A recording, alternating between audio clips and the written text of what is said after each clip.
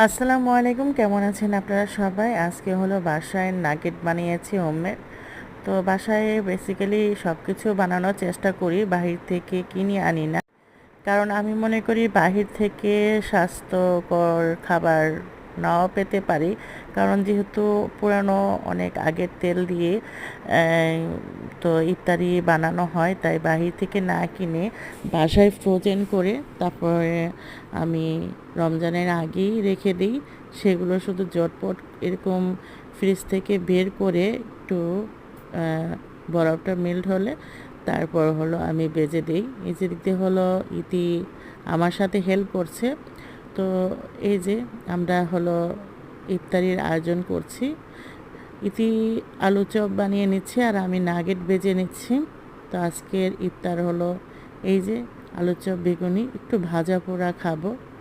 আজকে কয়েকদিন ধরেই ভাজা পোড়া খাই না, তো আজকে ইচ্ছে করছিল একটু ভাজা পোড়া খেতে।